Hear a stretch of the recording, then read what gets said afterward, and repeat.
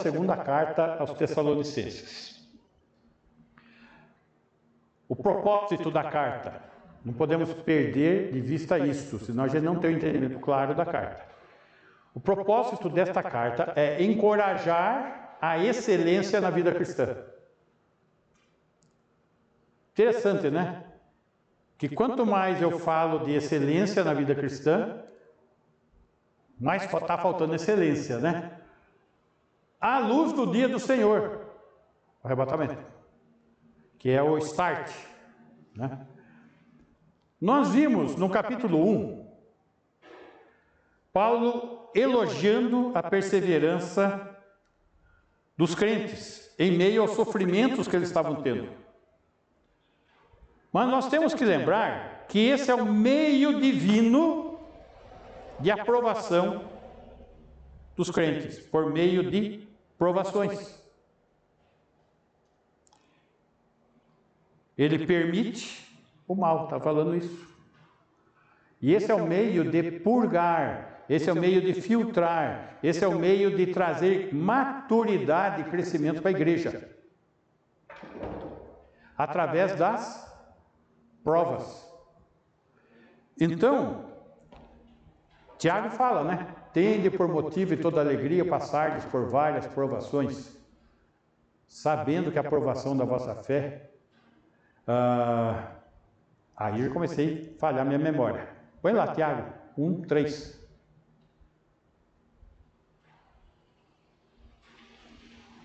Às vezes eu vou meio na confiança da memória, mas você acaba errando. Sabendo que a aprovação da vossa fé, uma vez confirmada, produz perseverança. Olha só, a prova na fé confirmada produz perseverança. Esse é o meio divino de dar crescimento, com provas.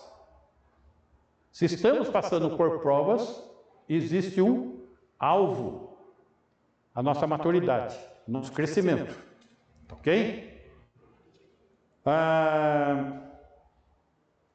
No capítulo 1 de 2 Tessalonicenses, versículos 7 e 8, ele vai estar explicando a questão da vindicação da igreja. Ele está levantando uma defesa para Deus, para defender a igreja. E a vós outros que sois atribulados, alívio juntamente conosco, quando do céu se manifestar o Senhor Jesus com os anjos do seu poder. Está falando do arrebatamento. Tá? Então, a excelência da luz do dia do Senhor. 8. Em chama de fogo, tomando vingança contra os que não conhecem a Deus e contra os que não obedecem ao Evangelho de nosso Senhor Jesus. Agora perceba só, esse arrebatamento vai ser o start para o início do momento da tribulação. Chama de fogo, tomando vingança, por isso que eu estou falando que a questão aqui é vindicação. Está vindicando a proteção, a ação de Deus contra os inimigos. Contra os que não conhecem a Deus e contra os que não obedecem ao Evangelho de nosso Senhor Jesus. Notem que não basta conhecer o Evangelho. Não obedecem. Só conhece. Né? Isso faz a gente lembrar daquele texto que fala daquela casa que veio aquela enchente, só que ela não foi construída sobre a rocha. O interessante é que o texto fala que aquela casa, eles iam na palavra, mas não seguiam. Era só de boca. Né? Muito bem. Vamos seguir um pouquinho mais. Isso foi o capítulo 1. O capítulo 2, Paulo corrige o desequilíbrio espiritual. Esse desequilíbrio espiritual estava ocorrendo em função do ensino errado. Qual era o ensino errado que estava acontecendo lá? Alguém escreveu uma carta forjando ser o Paulo e dando o ensino errado. No caso, os sinais do dia do Senhor. Ele estava falando que vocês estavam na tribulação. Esse era o ensino errado. É o mesmo ensino errado que ainda está nos nossos dias. Qualquer coisinha que acontece, são sinais dos tempos. Estamos na tribulação. Não. A igreja está aqui. Se a igreja está aqui, não tem tribulação. Tá? É apenas o movimentar do pecado do homem e de coisas que aconteceu a vida inteira nesse mundo. Tá? Agora, não... cenário que tem que estar um caos tremendo para quando surgiu o anticristo. Né? Mas só que um caos político, não um caos no cenário apresentado no Apocalipse ou em Mateus 24, 25. Agora, a grande pergunta aqui é o seguinte: estava ocorrendo um desequilíbrio espiritual por causa de ensino errado. E eu pergunto, quanto ensino errado está no meio das igrejas? Quanto desequilíbrio espiritual ainda há hoje por causa de ensino errado? E não precisa ser ensino errado com relação ao dia do Senhor. Ensino errado. Nós temos, por exemplo, a teologia da prosperidade. Ensino errado. E quantas igrejas que estão embarcando, estão desequilibrados espiritualmente em função disso? Ensino errado. Né? Então, puxa, mas como que faz? Ir para a Bíblia, gente. Ir para a Bíblia. Só que aqui, no caso, o que vai ocorrer? Após o arrebatamento, o homem da iniquidade surge e controlará os corações dos perdidos com maravilhas satânicas. Aqueles que rejeitam a verdade. Vamos ver isso aí. Capítulo 2, versículo 9.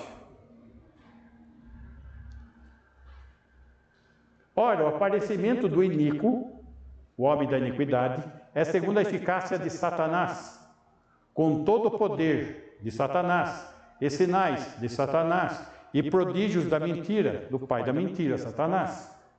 Versículo 10. E com todo o engano de injustiça aos que perecem, porque não acolheram o amor da verdade para serem salvos. Note, a igreja foi arrebatada. Enquanto a igreja estava aqui, tinha pregação no rádio, tinha pregação na televisão, tinha as igrejas convidando o pessoal para ir na igreja e tal, e os que ficaram? Rejeitaram a verdade. Né? O interessante é que muitas vezes você está pregando e as pessoas mandam você ficar calado. Já aconteceu isso comigo algumas vezes. Você está ensinando, para. Essa é a questão.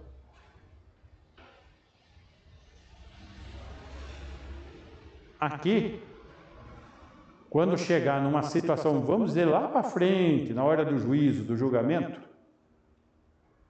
vai lembrar. Vai lembrar. Mas tudo bem.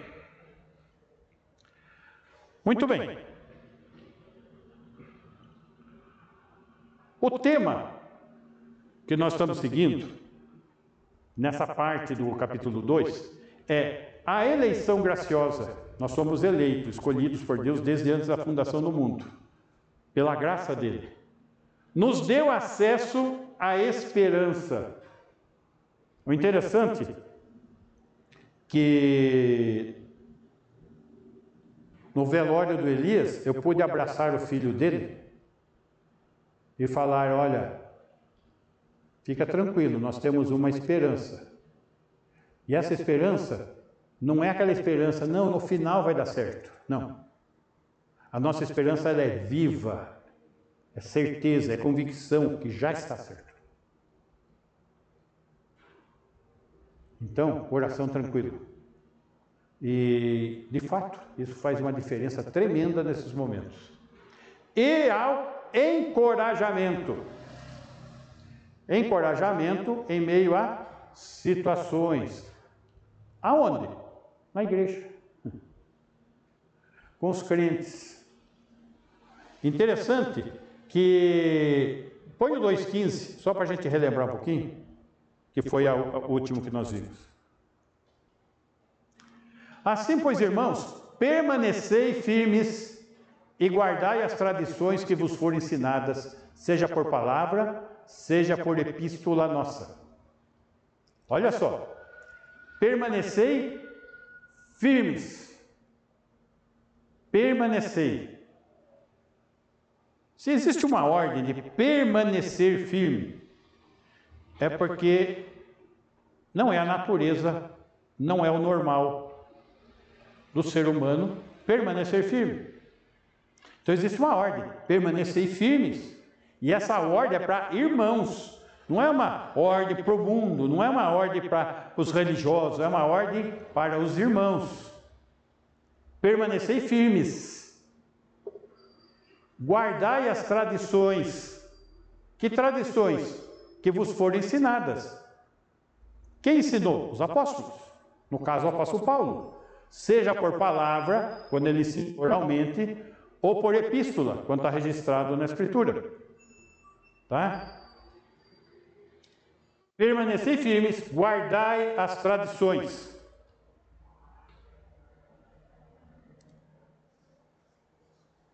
Muito bem. Capítulo 2, versículo 9. Vai falar um pouco desse... Isso, nós já vimos. Ainda no capítulo 2, versículo 16. 16. Ora, nosso Senhor Jesus Cristo mesmo, e Deus, o nosso Pai, que nos amou e nos deu eterna consolação e boa esperança pela graça. Aqui nós estamos vendo, após transmitir essa sequência de mensagens que nós vimos, o apóstolo Paulo começa a orar. E essa oração, ela é dirigida a nosso Senhor Jesus Cristo mesmo, e Deus, o nosso Pai. Essa oração, nós temos que observar alguns aspectos nela. Se a gente for para o texto grego, nós vamos ver que o sujeito é plural. Cristo e o Pai. São dois. Então, sujeito é plural. Tá? É seguido de verbos do singular. São dois, mas os verbos estão no singular. Porque é um só Deus. O Pai e o Filho. Interessante que a gente pega esses pequenos detalhes, olhando assim mais atentamente para o texto. Nosso Senhor Jesus Cristo mesmo e Deus, o nosso Pai, que nos amou. Verbo está no singular. Que nos amaram? Não, nos amou, porque é um só Deus. Mas ali não divide, né? Ali não tem uma divisão. Nosso Senhor Jesus. Deus. Isso, Deus o Pai. Deus, o nosso Pai.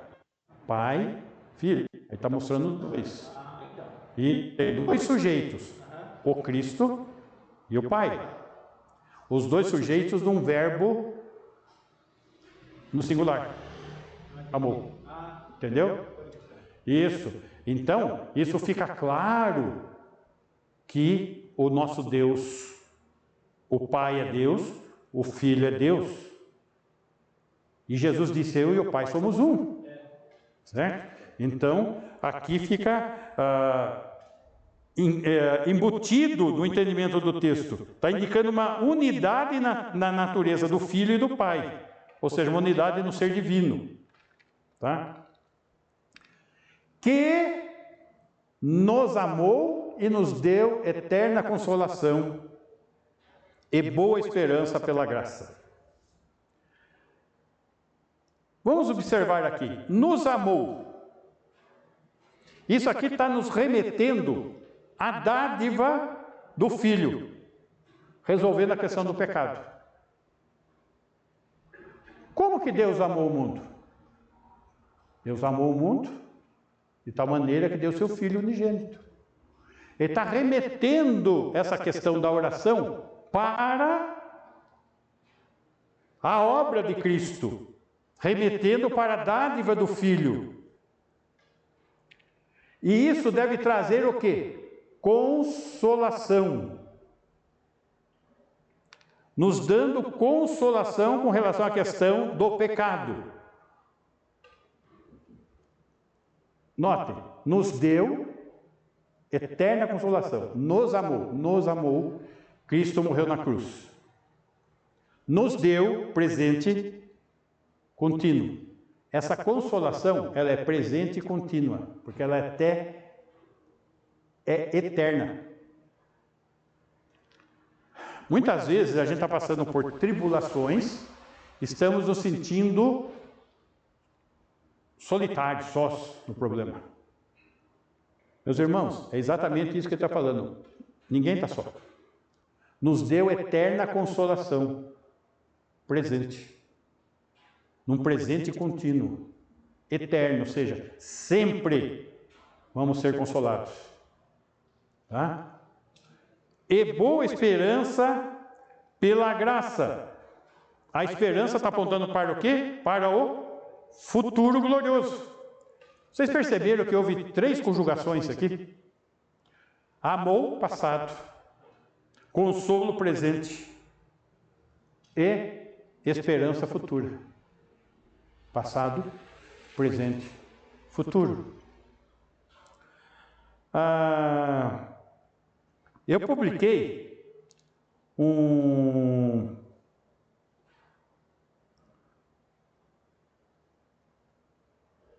não sei como que chama aquilo, uma gravação, aonde essa esperança aqui do futuro glorioso, por meio da graça maravilhosa, né? É fruto o quê? Da obra de Cristo. Eu não sei quantos puderam ver esse ou viram numa outra oportunidade, quando Jesus, na cruz, disse, está consumado. Tetelestai. Eu achei muito interessante. O tetelestai dentro do contexto grego-romano, lá, né? O tetelestai tinha um sentido comercial, então você adquiria, fazia uma compra a prazo, quando você fazia o pagamento, punha-se pago, tetelestai, em cima da conta. Conta paga. A dívida está paga. Tinha um aspecto penal, um cidadão foi preso, ficou um tempo preso, cumpriu a sua pena e saiu. Tetelestai, cumpriu a pena. Está quitada a dívida social dele. Alguém estava construindo uma casa e concluiu a obra. A obra está acabada. Tetelestai, obra acabada. O uso dessa palavra, a gente precisa ter essa atenção. E no sentido religioso, os ritos estão encerrados. Então, se nós olharmos aqui, ele está fazendo uma declaração da obra de Cristo, da missão dele. A dívida, o salário do pecado é a morte. A dívida foi paga. Nenhuma condenação há para os que estão em Cristo. Está aqui. A obra está acabada. Ele pisou a cabeça da serpente lá na cruz. E os ritos estão encerrados. Ele está tudo consumado na pessoa dele. Vamos lembrar que desde Adão da queda até Jesus, todos estavam esperando quem? O Cristo, o descendente da mulher. Consumou a obra dele. Romanos, capítulo 8, 17, só para nós lembrarmos um versículo que vimos até nesses estudos, Romanos 8, 17. Ora, se somos filhos, somos também herdeiros, herdeiros de Deus e co-herdeiros com Cristo. Se com Ele sofremos, também com Ele seremos glorificados. O que nós vimos aqui? Que o meio de aprovação é por meio da provação. Se nós somos filhos, se nós somos crentes, se nós nos tornamos filhos de Deus, somos também herdeiros. Deus o Pai é o nosso Pai. Herdeiros de Deus. E Jesus é co-herdeiro, é o nosso irmão. Se com Ele sofremos, com Cristo, nessa terra, nessas provas, também com Ele seremos glorificados. Estaremos na glória. Interessante que essa palavra filhos aqui é tékna. Tékna no grego quer dizer criança. Se somos gerados, nascidos de novo. Tá? Tem algumas coisas que a gente perde no português. Volta no 14 ali que a gente vai ver o que foi perdido. 8,14. Pois todos os que são guiados pelo Espírito de Deus são filhos de Deus. Aí já está falando de alguém maduro, que está sendo guiado. A palavra filhos aqui não é tékna. A palavra aqui é ruios, é adulto, maduro. Então essa pessoa está dirigida pelo Espírito Santo, ele é maduro, ele é adulto. Não é uma criança. Agora, para ele ser herdeiro e ser co-herdeiro, basta ter nascido. Técnica. Aqui não. Aqui está falando de fruto do Espírito. Tá? Muito bem. O consolo, se com ele sofremos, também com ele seremos glorificados. E a esperança é o quê? A eleição. Voltando lá em 2 Tessalonicenses, capítulo 2, versículo 13.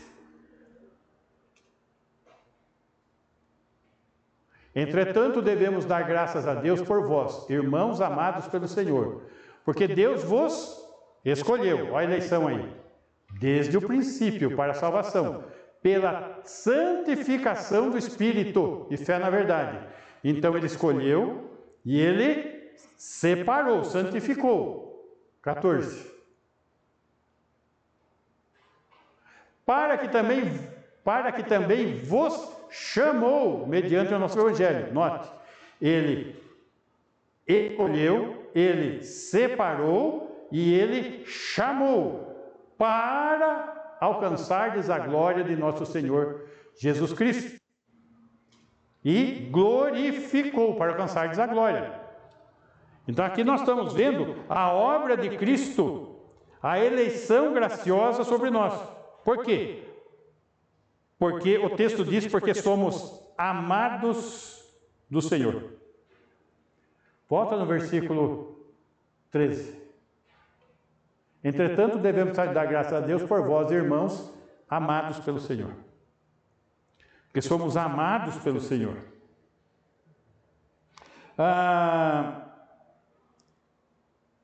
Capítulo 2, versículo 17.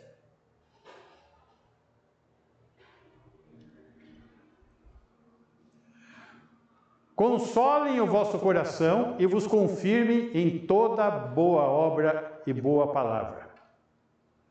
Ele começa aqui então, diante de tudo isso que temos em Cristo, temos o consolo. Console o vosso coração.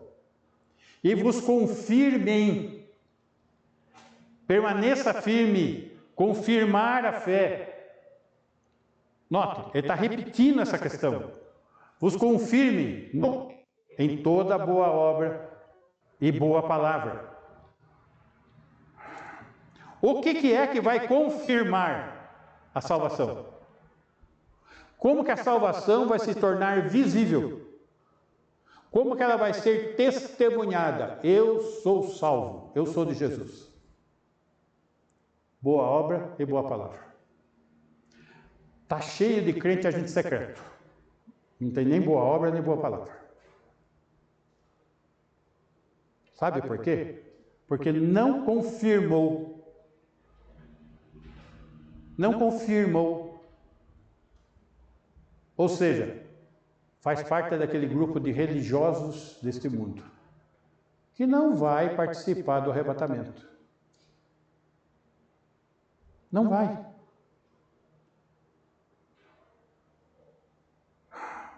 Vamos entender um pouquinho mais disso. A oração que Paulo está fazendo é que esse consolo do coração vos confirme. Essa confirmação vem de quem? De Deus. Ele que confirma. O Espírito de Deus testifica com o nosso Espírito que somos filhos de Deus. Está lá no texto de Romanos que nós já lemos. Essa confirmação vem de Deus. Mas ele usa o quê? Pessoas para realizar sua obra. Pessoas para levar outros a se firmar na fé. Os recém-convertidos em especial. Do que nós estamos falando? Qual que é o ID? ID, pregar o evangelho a toda criatura, ensinando-os a guardar todas as coisas que vos tenho ensinado. Gente, o nosso evangelho, ele não pode se limitar a folhetos. O folheto é só o contato para você dar continuidade. Pode parar aqui. Só que missões hoje está sendo isso. Folhetinho, folhetinho, folhetinho, folhetinho. E onde estão as pessoas?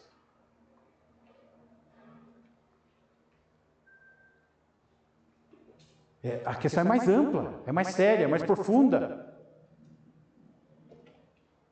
Ou seja, é necessário o quê? Discipulado pessoal.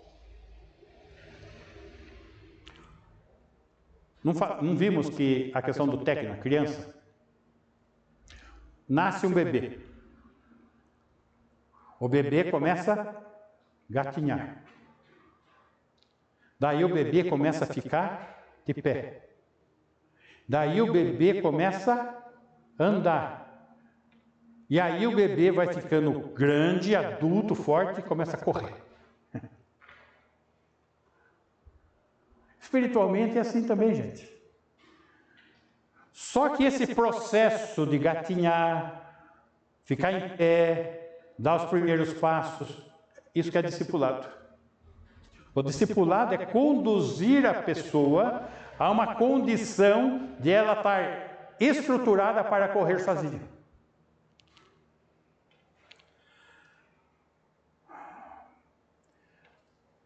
Num aspecto natural, como eu apresentei agora, é almejado e buscado o quê?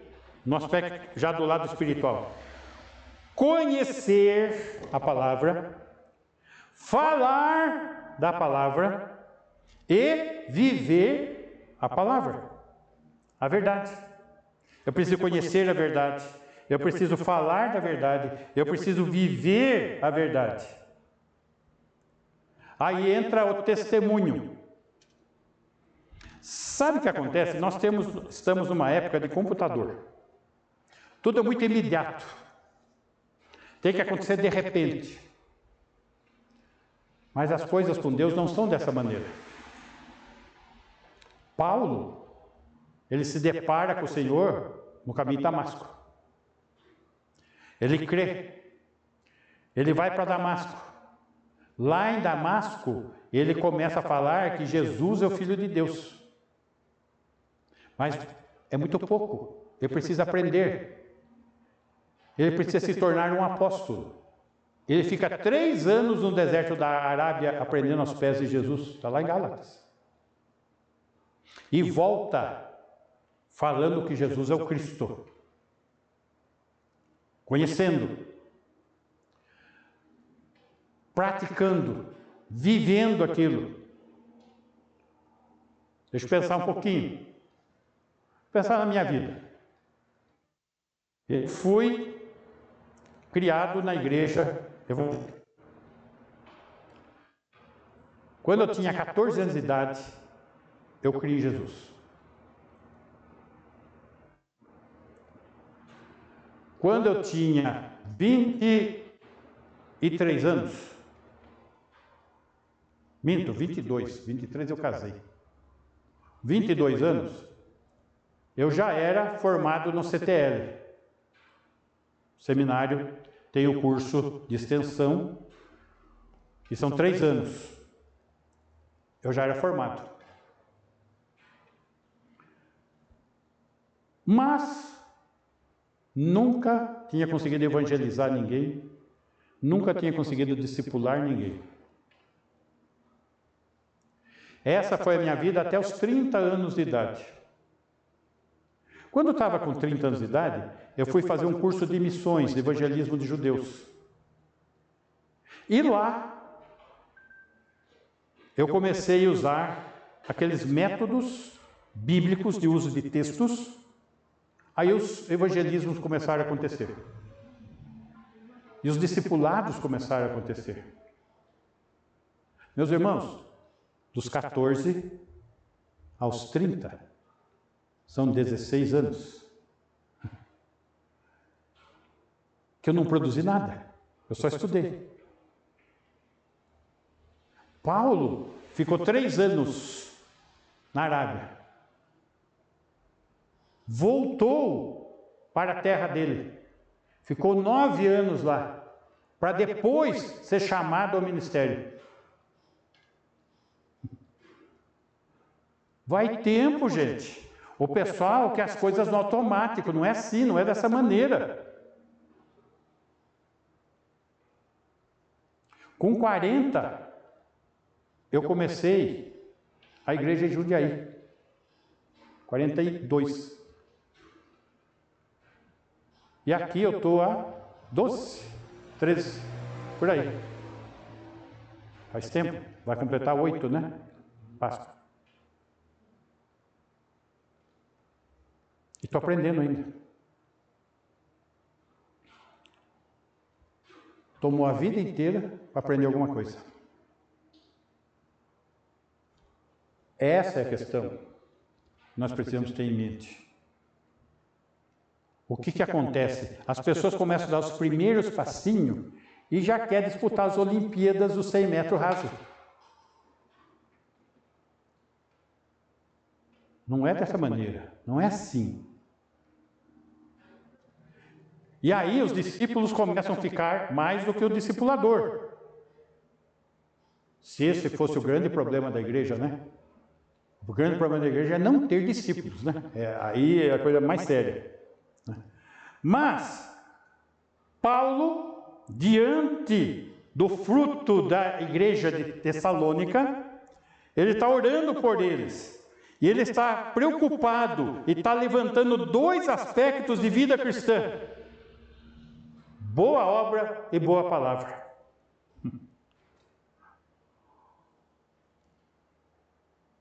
Se as nossas atitudes não são coerentes com as palavras, o testemunho perde eficácia.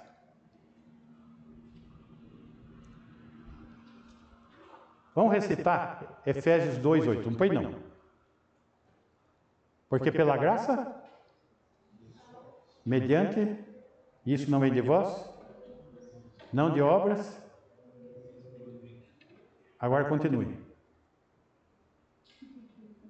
Ah, estão vendo? Efésios 2:10 agora.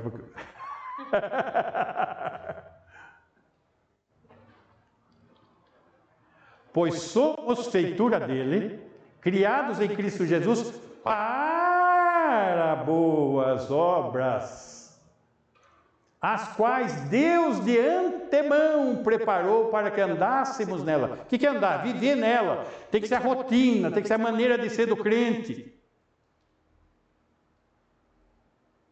O crente não é salvo por boas obras, mas ele vai demonstrar que ele é nascido de novo pelas obras, pela palavra. Ele fala, ele prega e ele vive o que ele prega. É isso que o texto está falando. É disso que o apóstolo Paulo está cobrando. É isso que ele está preocupado com a igreja tessalônica. Com dois aspectos: boa obra e boa palavra.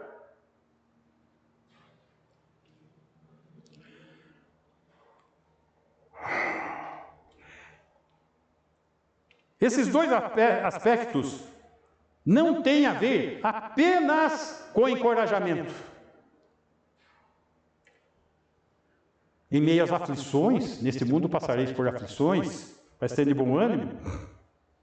Mas também tem a ver esse encorajamento pela força que nós devemos adquirir no Senhor para avançar na batalha. Cantamos isso no hino. Avante, crentes, soldados de Jesus. Ué, aqui está falando, ele é o nosso capitão. Mas eu fico em casa, eu não tenho prioridade, eu não tenho compromisso no meu dia a dia. As minhas prioridades são aquela rotina que todo mundo tem. É trabalho, é as coisas do lar, é as coisas da família e as coisas de Deus, se sobrar tempo, se der para lidar com isso. Gente, não é dessa maneira, não pode ser dessa maneira. E nós estamos nessa situação porque tem sido dessa maneira. Por isso, e por mais que eu fale, por mais que eu ensine, por mais que eu empurre, não vai. E eu tenho que ficar quieto, porque eu não sou Espírito Santo.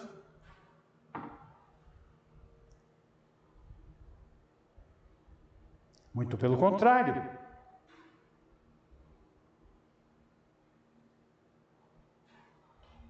Aí,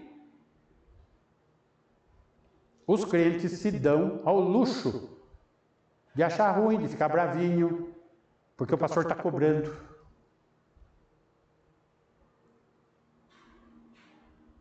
Puxa, o que o pastor está cobrando? O que nós estamos estudando, o que nós estamos entendendo, é isso que está sendo cobrado?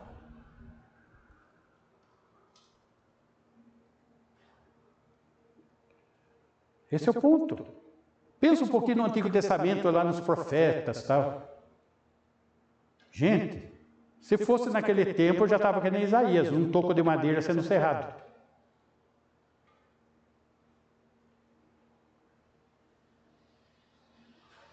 Isaías ficou quieto? Não. Eu não vou ficar quieto. Já avisei. Prefiro meia dúzia firme do que 60 enchendo a minha cabeça. E vai ser assim, está sendo assim, vai ser assim. Nem que eu tenha que baixar aquela porta.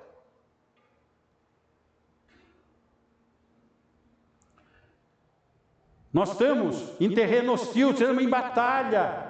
Nós estamos num mundo que jaz no maligno. As pessoas estão indo para o inferno, sendo condenadas. E nada fazemos. Está tudo bem, está tudo normal. Eu sou exagerado, radical. Gozado que tudo que eu estou tirando está da Bíblia.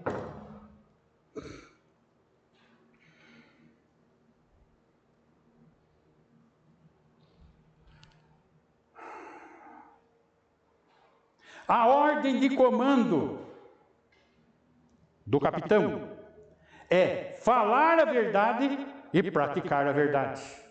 A ordem é o ensino e a aplicação na vida. A ordem é a doutrina e o dever diante da doutrina. A ordem é a pregação e a prática do que se prega.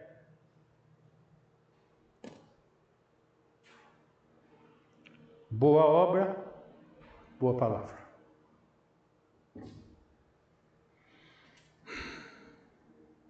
Mas não tem nada não. Vamos continuar lutando com todo o vigor, com toda a dedicação. Tudo para louvor da glória do Senhor, dentro da verdade, dentro da palavra dele, para que possamos estar tranquilos com nossas consciências.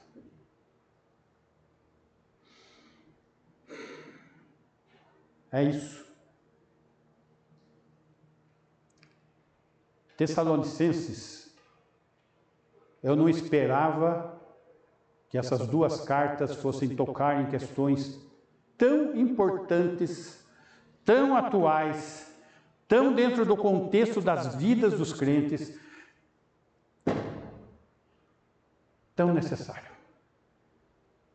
Está sendo ótimo, está sendo excelente.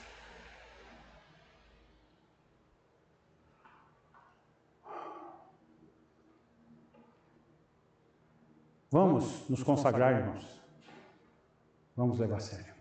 Amém? Vamos ficar em pé, vamos orar? Claudinho, faz essa oração aí.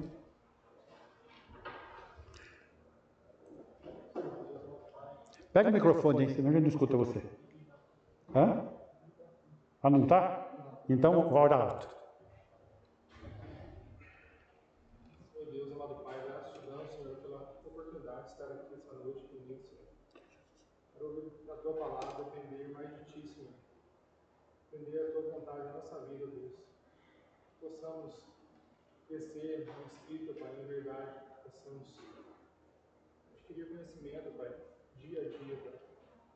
Não possamos, Senhor, não nos deixe desanimar, Pai. Possamos ser firmes na fé, buscando conhecimento em ti, Deus. Aprender a sua vontade, Deus. O Senhor seja com cada um aqui essa noite, Pai. É assim que eu oro e agradeço em nome de Jesus. Amém. Amém.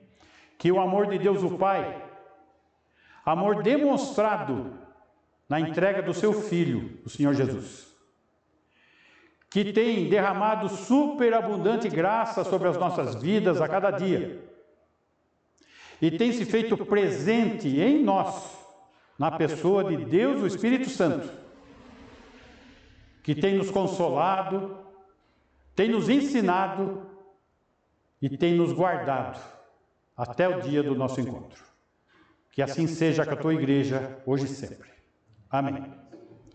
Ok, irmãos?